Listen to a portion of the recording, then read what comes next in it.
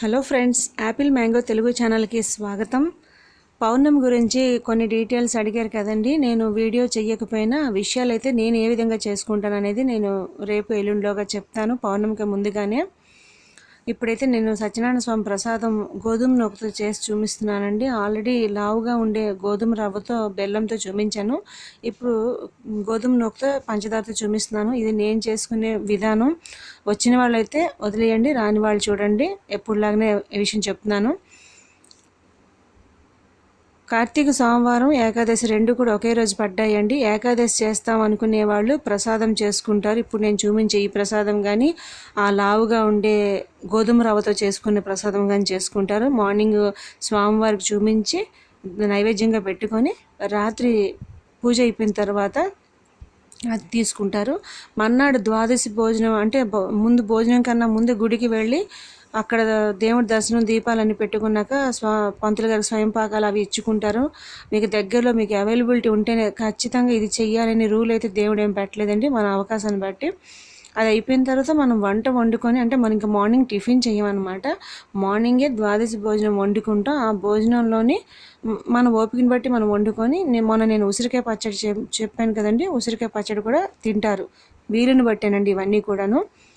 అది ఏకాదశి పద్ధతి. ఒకవేళ మీరు కార్తీక సోమవారమే కనుక చేసుకుంటే సాయంత్రం మడిగా వంట వండుకొని తింటారు. అప్పుడు ఏకాదశి కాదనమాట.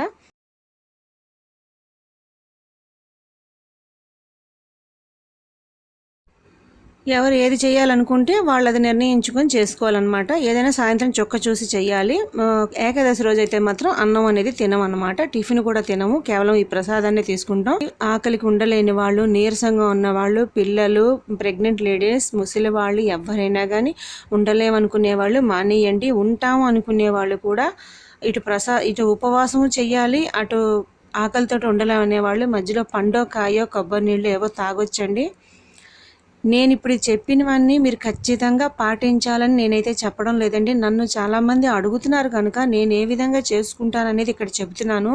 మళ్ళీ నాకు కామెంట్ సెక్షన్లో ఇది కాదు అది కాదు ఇది అని దయచేసి నాకు అడగొద్దు. నేను చేసుకుంటున్నాను, మీకు ఇది ఖచ్చితంగా చెయ్యండి అని నేను చెప్పడం లేదు. ఎవరైతే నన్ను అడిగారో ఇది నేను వాళ్ళకి సంబంధించి నేను చెప్తున్నాను వాళ్ళకి. ఇక్కడ గోధుమకు చూడండి, నేను ఒక చిన్న గ్లాసులో సగమే తీసుకున్నానండి మీకు చూపించడం కోసం అని. రేపు నేను చేసుకుంటాను. అది మనకి ఇక్కడ నెయ్యిలోని మనం డ్రై ఫ్రూట్స్ వేయించాక నెయ్యిలోని ఎంత బాగా వేగితే అలాగని మళ్ళీ మాడిపోకూడదండి.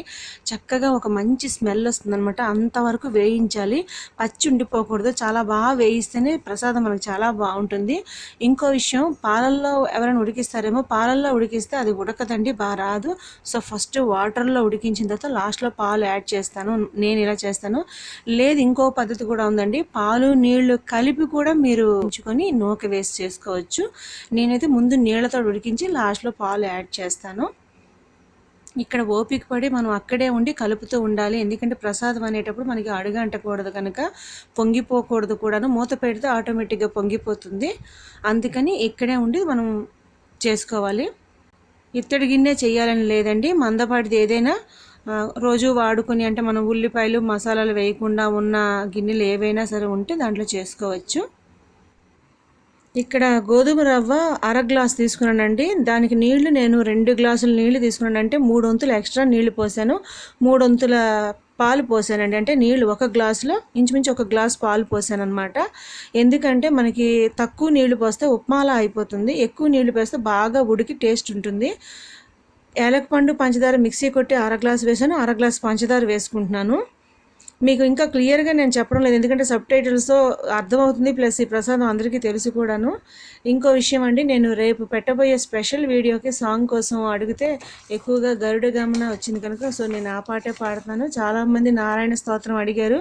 ఖచ్చితంగా అది నేను ఇంకొక ఏకాదశికి కానీ దేనికైనా ఖచ్చితంగా ఆ పాట కూడా నేను పాడతానండి. ఇంకా ఓటింగ్ పెట్టాక ఎక్కువగా ఏదొస్తే నేను అదే చెయ్యాలి కనుక.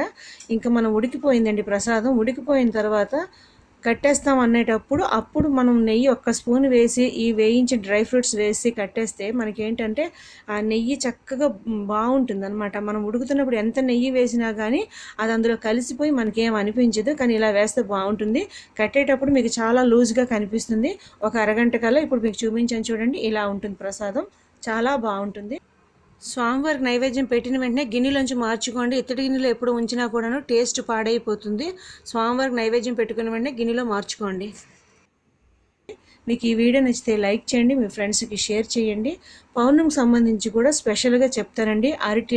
అరటి డప్పులో దీపం, ఉసిరికి దీపం కూడా క్లియర్గా నేను చెప్పేటప్పుడు పౌర్ణమి విషయాలు చెప్తాను. రేపు ఎల్లుండిలాగా అది వస్తుంది. థ్యాంక్ యూ అండి. Thank you for watching.